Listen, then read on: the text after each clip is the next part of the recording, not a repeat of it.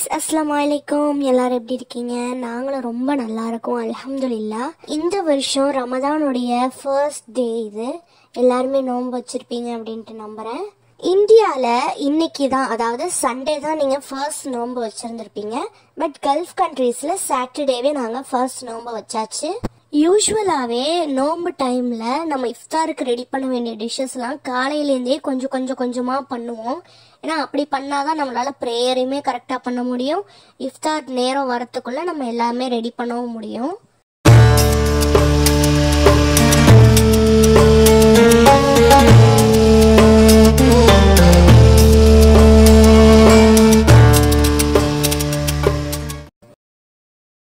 நான் ஆஃப்டர்நூன் போல தான் இஃப்தாருக்கு எல்லாம் ரெடி பண்ண ஆரம்பித்தேன்.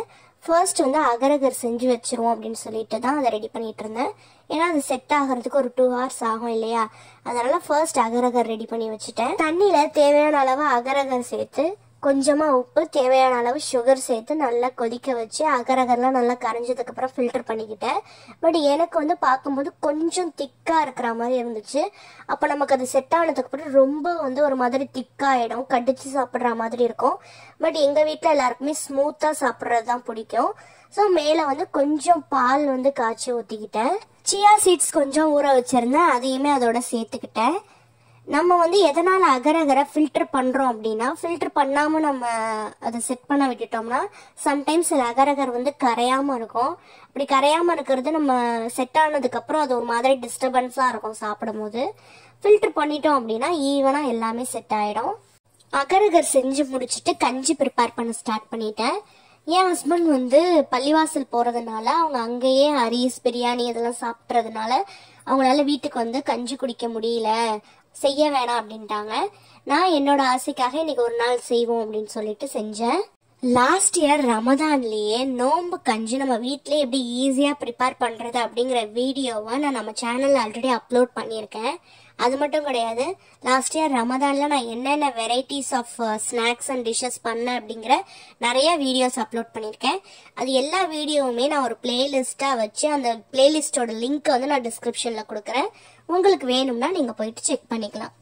நிறையா ஊரில் நோன்பு கஞ்சி கறி போட்டு தான் பண்ணுவாங்க, சில ஊரில் கறி போடாமையும் பண்ணுவாங்க.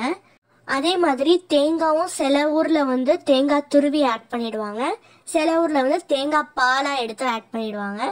எங்கள் ஊரில் தேங்காய் பாலாக தான் ஆட் பண்ணுவாங்க. எனக்கு அப்படி தான் பிடிக்கும், அதனால நான் யூஸ்வலாக அந்த மாதிரி தான் பண்ணுவேன். எங்கள் ஊரில் எப்படி அப்படின்னு பார்த்தீங்கன்னா 30 நோன்புக்கும் 30 வீடு செலக்ட் பண்ணி ஒரு நோன்புக்கும் ஒரு வீட்டிலேருந்து இந்த நோன்பு கஞ்சி இஃப்தாருக்கு தேவையான ஐட்டம்ஸ்லாம் நம்ம அவங்களுக்கு ப்ரிப்பேர் பண்ணி கொடுக்கணும். நோன்பு கஞ்சி பள்ளிவாசல்லே செஞ்சிருவாங்க, அதுக்கு தேவையானதை நம்ம ரெடி பண்ணி கொடுக்கணும். ஸோ நம்ம டேர்ன் என்னைக்கு வருதோ அன்னைக்கு வீட்டில் பயங்கர ஒர்க் இருக்கும். தேங்காய் பால் புழியணும், ஆனியன், டொமேட்டோ இந்த மாதிரி வெஜிடபிள்ஸ்லாம் கட் பண்ணி கொடுக்கணும். அப்புறம் இஃப்தாருக்கு தேவையான மற்ற விஷயங்கள், ஜூஸு, சம்பால் ப்ரிப்பேர் பண்ணி கொடுப்பாங்க. சம்பால்னால் என்னன்னு துவையல்னு சொல்லுவாங்கள்ல, அது கொடுப்பாங்க. அந்த ஜூஸ் நம்ம பாட்டிலாகவும் வாங்கி கொடுக்கலாம், இல்லை வீட்லேயுமே நம்ம ப்ரிப்பேர் பண்ணி கொடுக்கலாம். அதே மாதிரி தான் ஸ்நாக்ஸு, சமோசா, வடை நம்ம வெளியிலையும் வாங்கி கொடுக்கலாம், நம்ம வீட்லேயும் ப்ரிப்பேர் பண்ணி கொடுக்கலாம். அது நம்மளோட இஷ்டம் தான். பட் அன்றைக்கி ஒர்க்கு பயங்கரமாக இருக்கும், காலையிலேருந்து ஈவினிங் இஃப்தார் டைம் வரைக்கும். பட் இப்போ ஒரு 2-3 வருஷமாக நீங்கள் காசு கொடுங்க, நாங்களே எல்லாத்தையுமே ப்ரிப்பேர் பண்ணிக்கிறோம் அப்படின்னு சொல்லிட்டாங்க. அதனால ஒரு 2-3 வருஷமாக காசு தான் கொடுத்துடுறோம். நம்ம டே என்னைக்கோ அன்னைக்கு நம்மளோட அந்த நோன்பு கஞ்சியை டேஸ்ட் பண்ணும் போது அதோட ஃபீல் வேற மாதிரி இருக்கும். அதை நம்ம நெய்பர்ஸ், ரிலேட்டிவ்ஸ்க்குலாம் ஷேர் பண்ணிட்டு நம்ம சாப்பிடும் போது அது இன்னும் கொஞ்சம் நமக்கு சந்தோஷமா இருக்கும்.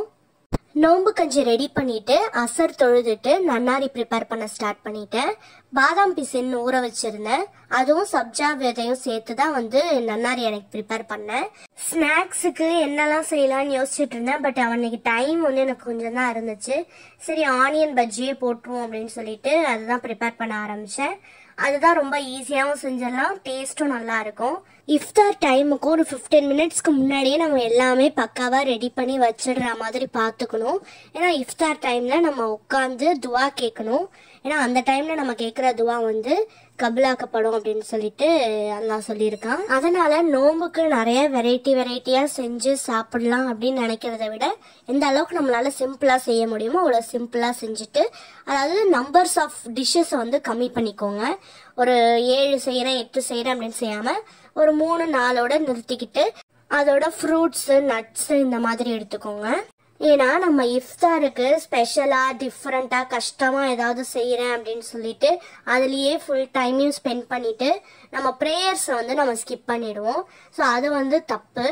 நமக்கு நோன்பு அப்படிங்கிறது நம்மளோட எல்லா நல்ல அமல்களையும் செய்கிறதுக்கு தான். அதை வந்து நம்ம இந்த மாதிரி இதில் வந்து நிறையா டைமை வேஸ்ட் பண்ணிடாமல் எந்த அளவுக்கு ஷார்ட் அண்ட் ஸ்வீட்டாக முடிக்க முடியுமோ அவ்வளோ சீக்கிரம் அதை முடிச்சுட்டு ப்ரேயரில் வந்து நம்ம கவனம் செலுத்துறது தான் நம்ம எல்லாருக்குமே நல்லது. என்னைக்காவது வெரைட்டியாக ஏதாவது பண்ணுறீங்க அப்படின்னா அந்த ஒரு டிஷ்ஷு மட்டும் பண்ணுங்கள்.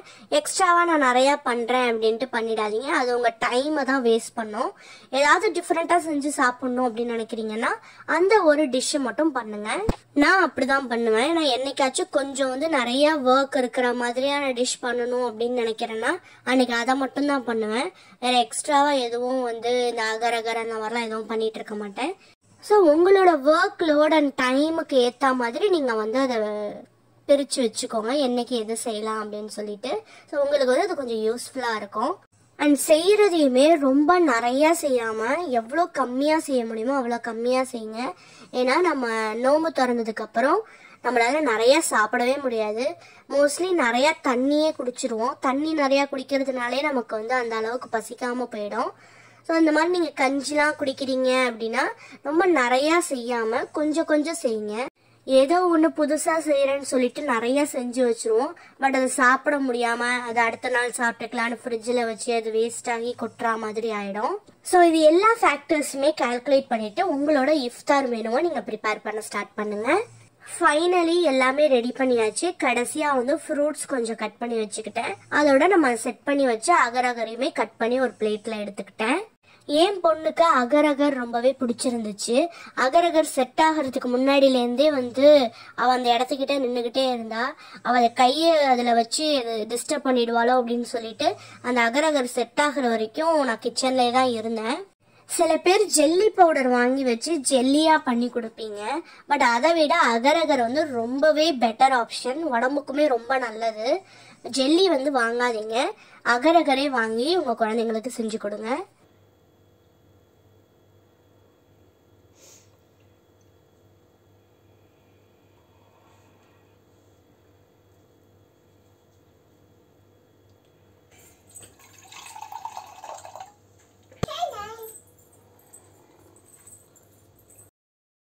ஒரு கையில் பஜ்ஜி ஒரு கையில் வந்து கஞ்சி, இது ரெண்டுத்தையுமே சேர்த்து சாப்பிட்ற காம்பினேஷன் வந்து ரொம்ப நல்லா இருக்கும்.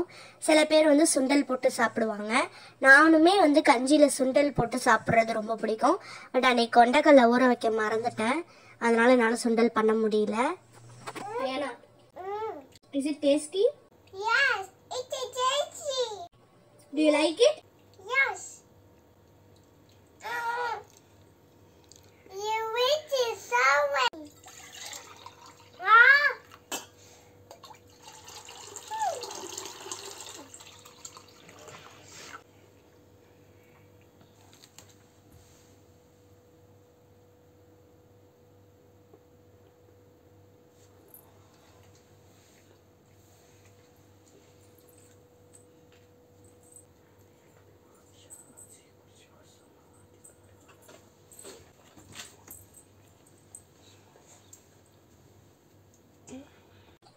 Subhanallahi Subhanallahi wa bihamdihi wa bihamdi Subhanallahi Subhanallahi Alim Utlina Tawhid Tawhid La ilaha La ilaha illallahu illallah wahdahu wahdahu la sharika lahu la sharika lahu Allah Allah எங்களை இதனை காப்பாத்து. காப்பாத்து. இஃப்தார் முடிச்சுட்டு மஹ்ரிப்லாம் தொழுது முடிச்சுட்டு கொஞ்ச நேரம் படுத்து கிடந்தோம். ஒரு 1 ஹவர்லேயே வந்து இஷா பாங் சொல்லிட்டாங்க. என் ஹஸ்பண்டும் தொழுவு போயிட்டாங்க தராவி. நானுமே தொழுவலாம் அப்படின்னு சொல்லிட்டு ஊது போட்டு விட்டுட்டு இருந்தேன்.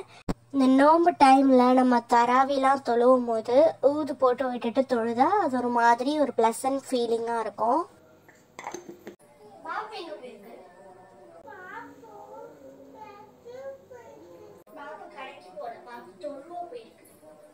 நான் முசல்லா போட்டுட்டாலே மேடம் வந்து ஒரே ஒரு சஜ்தா மட்டும் செஞ்சுட்டு எந்திரிச்சு போயிடுவாங்க. والعاديات ضبحا فالموريات قدحا فالمغيرات سبحا فأثرن به نقعا فوسطن به جمعا إن الإنسان لربه لكنود وإنه على ذلك لشهيد وإنه لحب الخير لشديد أفلا يعلم إذا بصر ما في القبور وحصل ما في الصدور إن ربهم بهم يومئذ لخبير. குரான் வந்து முன்னாடிலாம் 30 நாளுக்குள்ள ஒரு ஜூது ஓதி முடிச்சிடணும், 2 ஜூது ஓதி முடிச்சிடணும் அப்படின்னு சொல்லிட்டு போட்டி போட்டு ஓதுவோம், வேகமா ஓதுவோம். பட் இப்போ 2-3 வருஷமா நான் அந்த மாதிரி பண்ணாம குரான் வந்து தமிழ் டிரான்ஸ்லேஷனோட சேர்த்து ஓதுறது, இல்லை எக்ஸ்ட்ராவா நிறைய சூராஸ் வந்து மெமரைஸ் பண்றது, இந்த மாதிரி தான் ஒரு 2-3 வருஷமா நான் ஓதிக்கிட்டு இருக்கேன்.